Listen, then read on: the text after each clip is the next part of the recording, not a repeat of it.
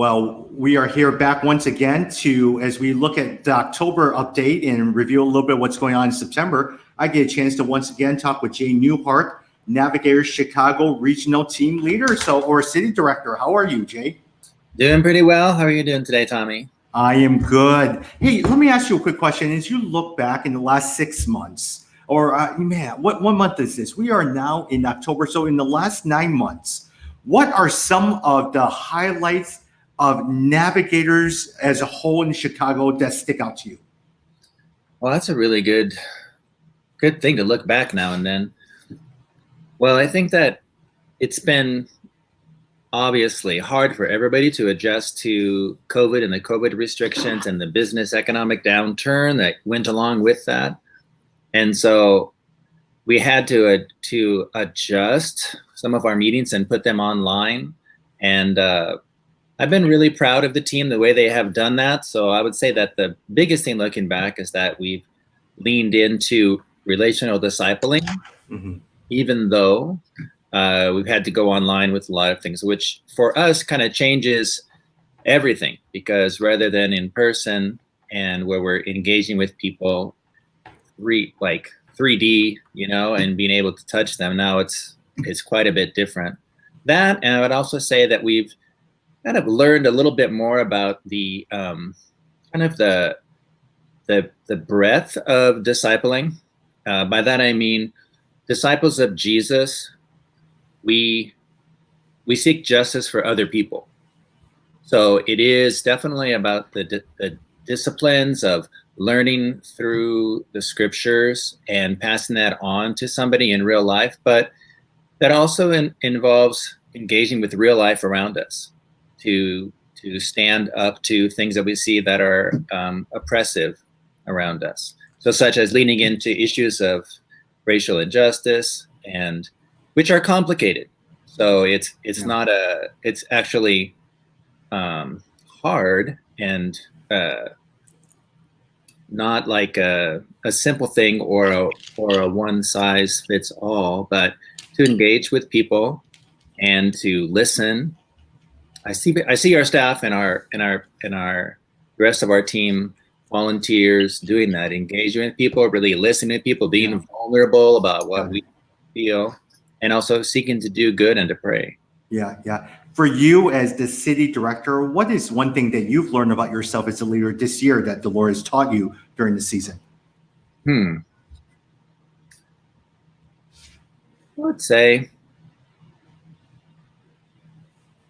would say, to be really honest, that it is sometimes it's vulnerable. It's a little difficult for me to.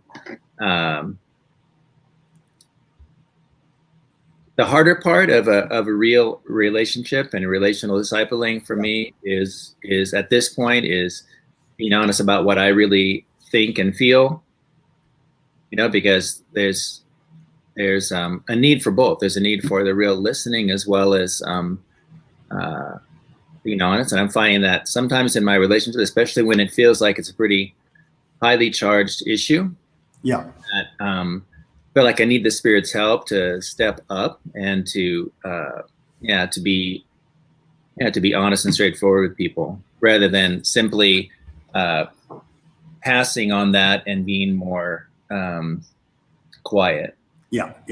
Because the hard part, Jay, is you are at a point right now as a city director is you still have objectives and goals that you guys set out to meet your overall strategic plan. But during this COVID time with kids taking care of kids at home, all of that stuff, you also have to manage the personal health, spiritual, mental, emotional health of the people on your team as well too. Right. I don't know if I would say that we do that managing the health of everybody, but I do think that we do engage with people and need to do that. Yeah. Because there's a lot of just extra stress that people are under because of this. Yeah. I think the isolation kind of snowballs after a while. Got it. Hey, last month, I did an interview with Philemon, talked a little bit about what he does and offered to the team. How does Philemon help you in the day-to-day operations? Wow. He is a really big strategic ally and partner for me. So on a week-to-week basis, really all the time, even daily, we discuss the operations of the Chicago Navigators. So that that includes things like, well, how are we going to get funding for this, and what's the best way to allocate the resources that we have? How about evaluation?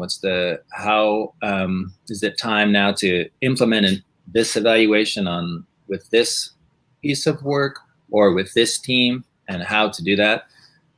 And then also strategic planning. So like looking ahead. So interacting together, and then he also is a designer of the ways that we track our operations and the way that we communicate with one another.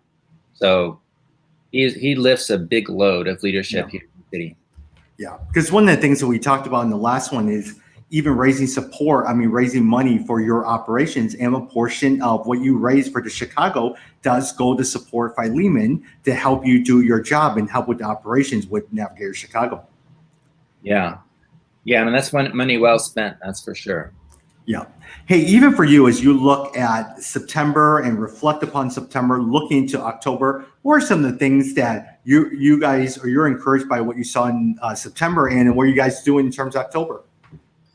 Well, I think I told you before, we talked a little bit about the Bible study that we're just starting, that doing it together in an integrated way with many of our staff and the volunteers that are involved with us, the one on responding to poverty, corruption, and injustice biblically.